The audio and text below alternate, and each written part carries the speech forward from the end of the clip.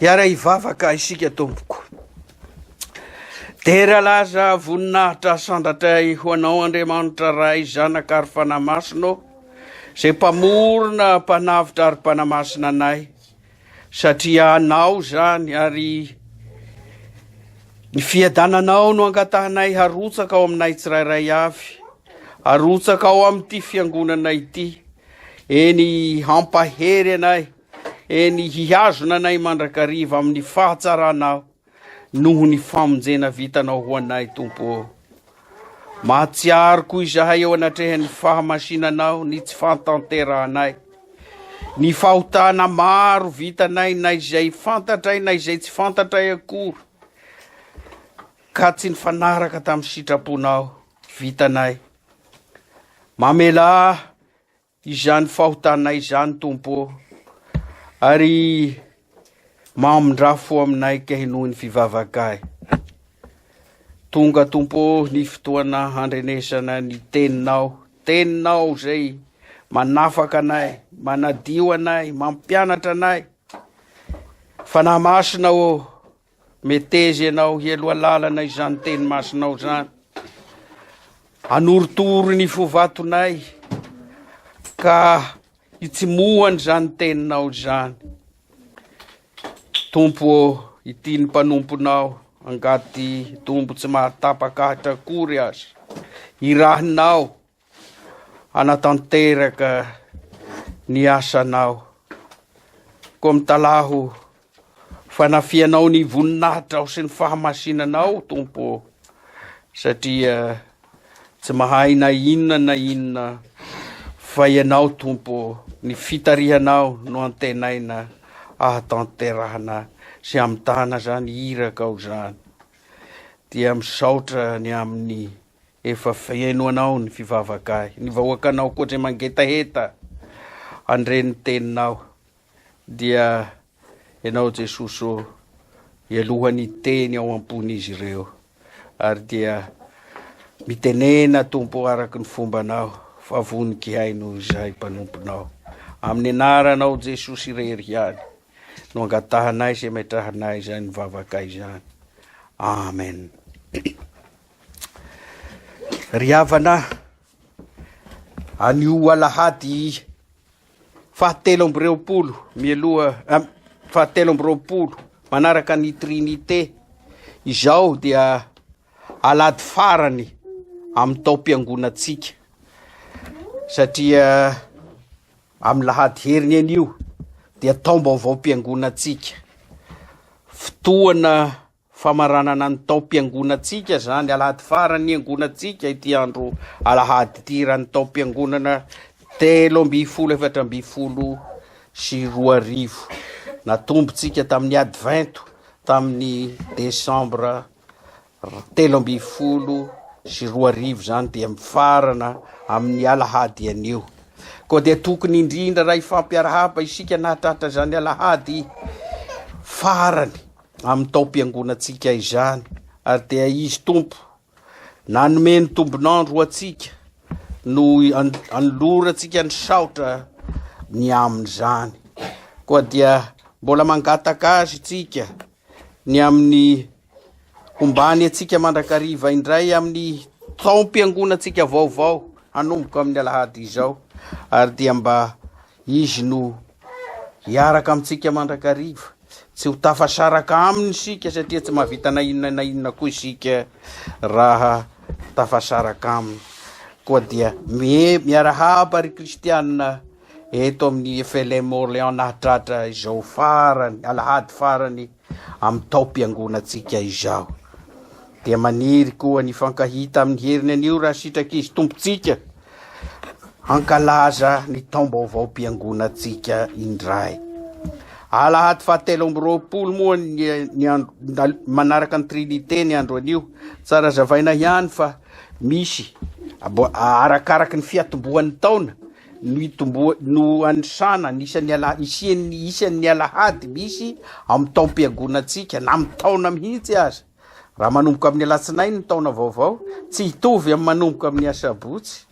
de misy tombona alahady ka mety tsika ao pericoupe indraindray ahita hoe lahady fa 4 lahady fa 5 mety hitranga zany kanefa de no zay fanombohan'ny andro amin'ny taona izay no isian'ny fitomboan'ny isan'ny alahady amin'ny taona iray na ny maha kaijanonany ohatra amin'ny 7 alahady 7 manaraka ny trinité ny toy ny amin'ny taon'ity zay no ela ry tompo fa ny alahady amin'ny alahady 7 manaraka ny trinité zao dia ny anjara teny avy amin'ny tompo atsika dia zay hitatsika ao amin'ny marka 12 manomboka amin'ny 9:1 dia mitsahatra amin'ny 9:4 marka 12 2:1 4:1 rehefa hita dia mivaky toy izao ny teny amin'ny anaran'i Jesosy tompo ary raha nipetraka tandrify ny fandasany rakitra Jesosy dia nijery ny fandatsaky ny vahoaka vola tao izy ary maro ny mpanan-karena nandatsaka be tao fa nisy mpitondra tena malahelo anankiray kosa tonga teo ka nandratsaka farantsakely 2 akevitry ny vary 20 avy ary Jesosy niantso ny mpianany anaton'azy ka nanao taminy hoe lazaiko aminareo marina tokoa fa io mpitondra tena malahelo io no efa nandatsaka be no zay rehetra nandatsaka tao amin'ny fandatsahany rakitra fa ireo rehetra ireo dia tamin'ny habeny fananany no nandatsahany tao fa izy kosa tamin'ny alahelony no nandatsahany tao izay rehetra nananany dia ny fivelomany rehetra ry ray masinao manamasinanay amin'ny fahamarinana ny teninao no fahamarinana amen ry fiangonana malala aminareo ane ny fahasoavana sy ny fiadanana avy amin'Andriamanitra raitsika sy Jesosy Kristy tompo amen raha namaky izao anjara tenitsika izao dia hita eto ny amin'ny resaka fandatsahany rakitra dia ny zavatra nitranga 2 taona lasa ity ato amin'ny texte anjaratsika ity dia ny zavatra misintona ny saina dia ny hoe hay ve efa hatramin'izany no nisy ny fandrotsahany rakitra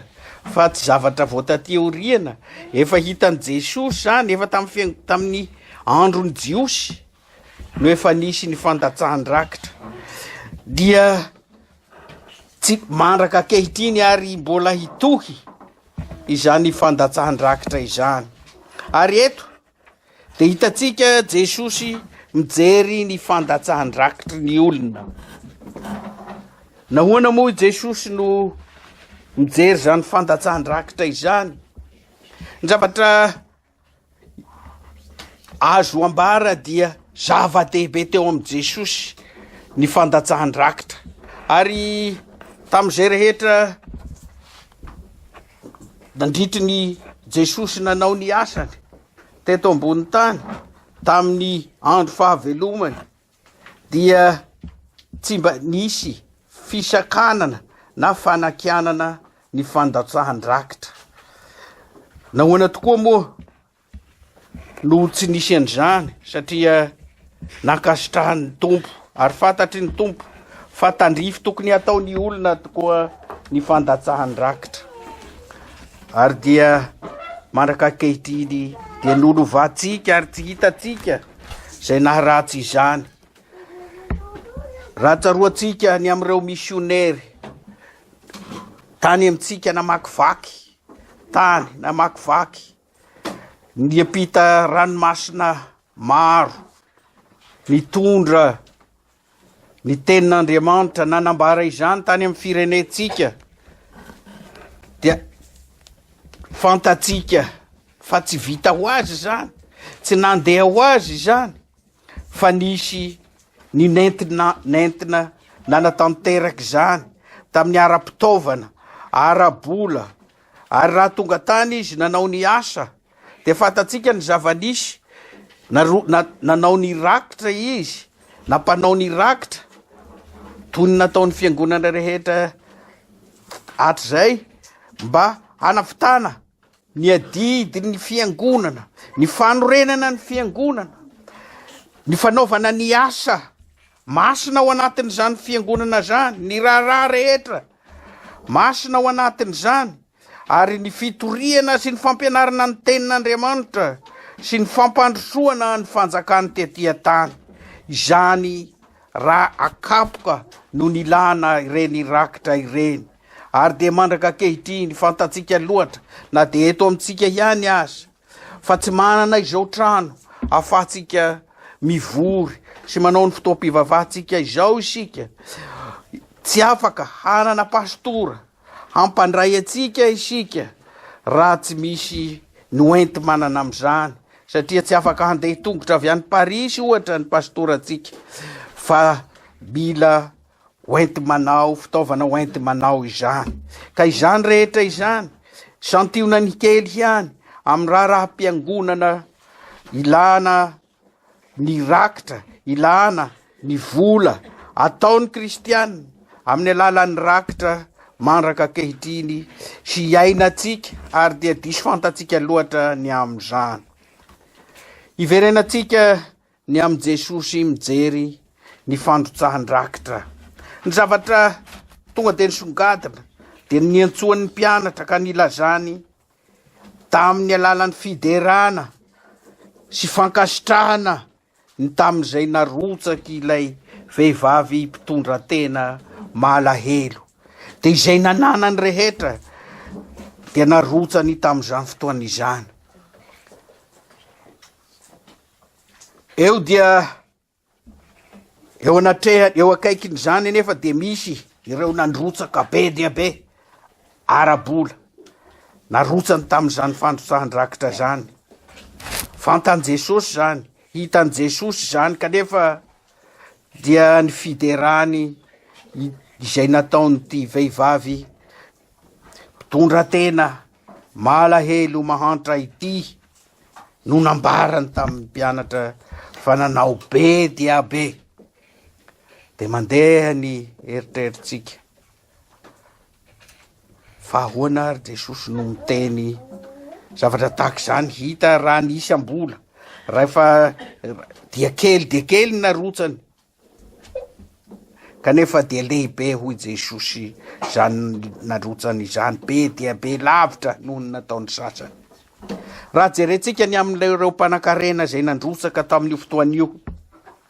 nandrotsaka izy tsy fantatro fa ampahafirin' zay nananany moa ny narotsany tamin'izany fotoana izany, fa dia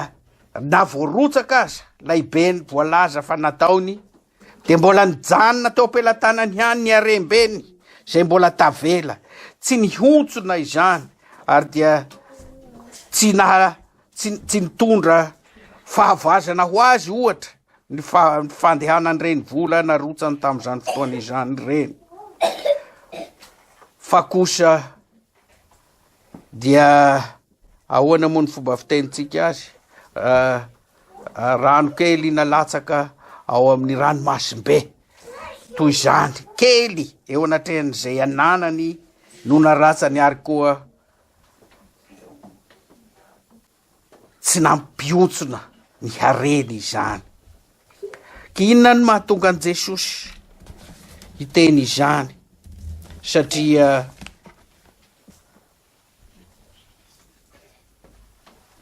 fantatry Jesosy ny fo nandrotsaka tamin'ireto vahoaka ireto. Andriamanitra ne Jesosy, mahafantatra ny ao anaty ne Jesosy, mahafantatra izay tena manery ny olona ao am-pony ne Jesosy. Ka ireto araky ny anambarany Jesosy ady, nanome be ireto mpanan-karena ireto satria nanana be fotsiny ihany, fa ny fo nanaovany izany manahoana raha petraka eo ambony mizana zany ny fanomezana, ny rakitra nataony reto olona nandrotsaka ireto zay mikilasy horoa lehibe eo amin'ny Jesosy, de ilay nandatsaka be sy izay nandatsaka kely, leo nandrotsaka amin'ny kaonty be dia be sy ilay nandrotsaka kely toy ny fanohitra ihany zany kanefa noho i Jesosy Andriamanitra mahita ny ao anaty sy ny aty ivelany dia raha mipetraka eo ambony mizana ny fanomezana nataony reto karazan'olona roa ireto dia ilay anankiray maivana, ilay nandrotsaka be maivana eo amin'ny Jesosy, fa ilay nandrotsaka farantsaroa kosa navesatra. Nahoana moa no nahatonga an' Jesosy iteny izany? Satria fantan' Jesosy fa tamin'ny fitiavana, tamin'ny finoana, ary indrindra tamin'ny fahafoizana lehibe ho an'ny tompo nanaovany ity mpitondra tena ity zay narotsany tao. Ny azy zany nrotsaka ilay farantsaroa dia notsindrian'ny fitiavana, ny tsindroan'ny finoana, ny tsindrian'ny fikirizana hanompo sy ny fitiavana ny asan'ny tompo nampahavezan-danja azy eo amin'i Jesosy. Ry havana, indraindray ny olona koa dia alaim-panahy ny amin'ny hoe hatao filamatra ity nataony mpitondra tena ity, ary dia rehefa handeha hiangona ohatra dia mitady kely amin'ny épicerie rany Madagasikara hoe hanakaly vola mba hitady madinika hatao rakitra, dia akaltaka ity mpitondra tena ity angamba, na koa tsy fahafoizana amin'ny asan'ny tompo no mahatonga hanao izany, fa dia hitatsika matetika izany, hitady madinika hono hatao rakitra. Ry havana, fantatsika eto ny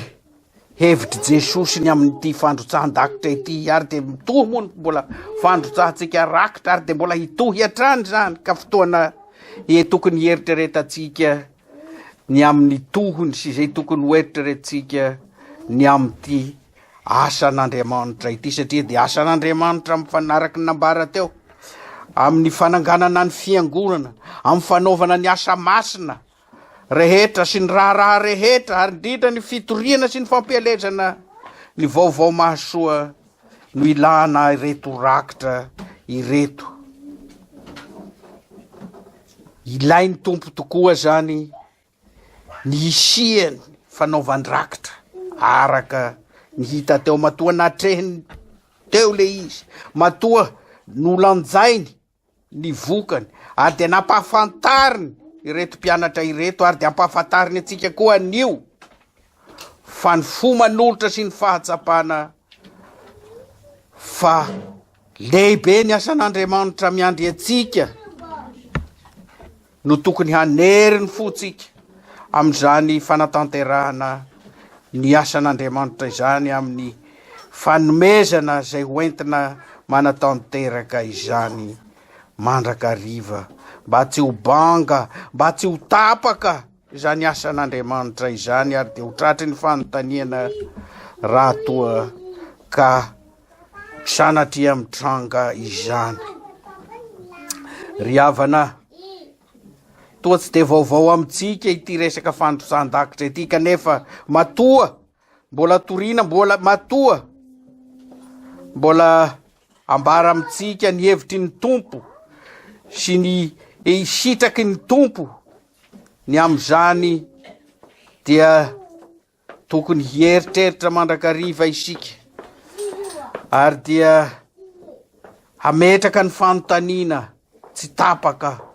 moa sitrak'Andriamanitra va ty rakitra ateriko ity, moa mifanentana amin'ny soa be nomen'Andriamanitra ava ty rakitra ateriko ity anehoana sy anatanterahana ny asany ity. Ho antsika loterana moa dia raha dia efa tena hoe tsy afaka mihitsy tsika vao manao zany rakitra tatazana izany, fa ny manatitra izany aty amin'ny alitara no tena ankasitratsika no tena ataontsika.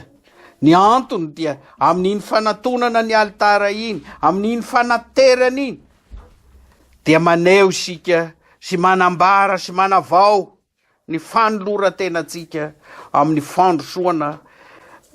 amin'ny fanarahana ny tompo, ary indrindra ny fanolora-tena vaovao indray ny amin'ny asa fanompoana ataotsika eo aminy sy ny fanarahana azy mandrakariva ambara-pialatsika eto amin'ity tany fandalovana ity. Koa aoka riavana eritreritra isika tsy andeha amin'ny tony andavanandro ihany, rakitra izao dia fomba fanao ihany sy oentim-pahazarana ihany, fa kosa eritreritra zay sitraky ny tompo sy izay tsy sitrany, satria dia io hitatsika io fa toa verimaina ny zany e, reo narotsaky reo mpanan-karena zay tsy tamin'ny fo fa nohony amin'ny habeny fananany ihany no nandrotsahany, fa kosa ity mpanano tena ity dia fatatsika fa dia feno fifaliana izy nandrotsaka zay sisa nananany, tsy noeritreretiny ny ampitsony, tsy noeritreretiny ny rehefa avy eo, fa feno finoana, feno fanantenana, fa lehibe ny Andriamaniny ary ny tsy mahafoy azy, ary de matoky izy fa na tsy manana intsony izy fa rantsa iray aza dia ao lay Andriamaniny miahy azy. Tsara loatra izany finoana izany, mahatehanana izany finoana izany, mahatehanana izany fanantenana nanana ity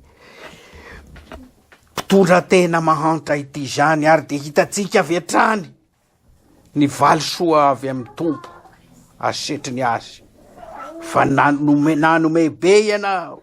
dia omena be ihany koa. Ary ny tompo anie de efa nampanantena fa tsy mba ho very zay ataonao amin'ny tompo e. Manome toky fatratra izy fa hovaliany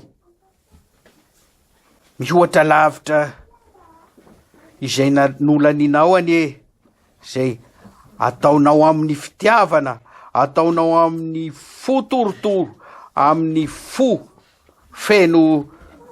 fanantenana sy finoana azy, fa izy no tompony zavatra rehetra, izy no mahay ny zavatra rehetra, ary mahatsapa fa na ny fananana rehetra zay omenanao anie dia fitandremam-pananana omen'Andriamanitra anao ihany ireny, tsy anao reny fa azy Andriamanitra, de ny manahoana am'ireny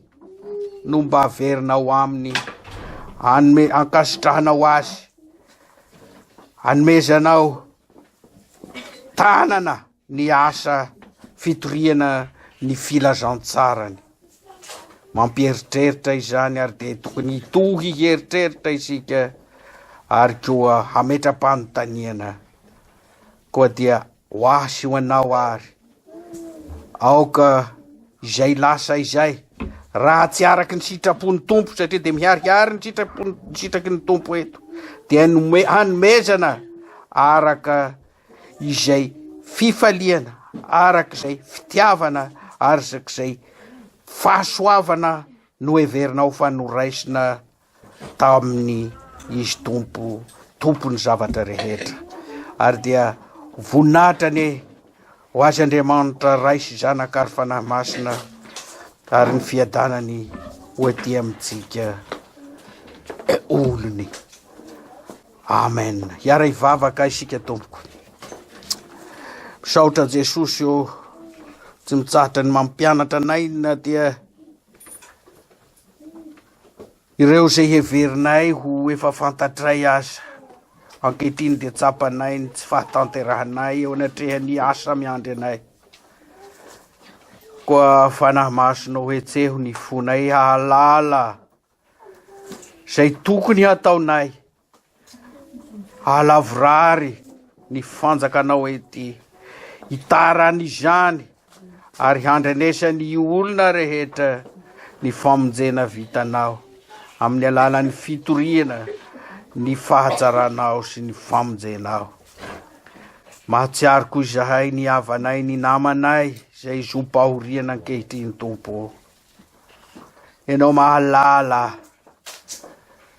ny fahoriana izany. Ianao Tompo no angatanay hamafa ny ranomaso, fianakaviany manontolo. Ary ianao anie Jesosy io, hanafy hery, ampahery sy ampatanjaka ary indrindra ampitodika azy ireo ao aminao, satria eo aminao ihany no ahitana ny fiononana, eo aminao ihany no ahitana fiadanam-po, ary eo aminao ihany no ahitana famonjena. Tokony nomenao anay fahomba sy hitahy anay mandrakariva ianao, ko aza mijery ny tsy fahatanterahanay Tompo, fa henoy ny fivavakay. Amin'ny anaranao Jesosy Tomponay. Amen. Raiso ny fitahiana. Ho aminareo anie ny fahasoavana sy ny fiadanana avy amin'Andriamanitra raintsika sy Jesosy Kristy Tompo. Amen.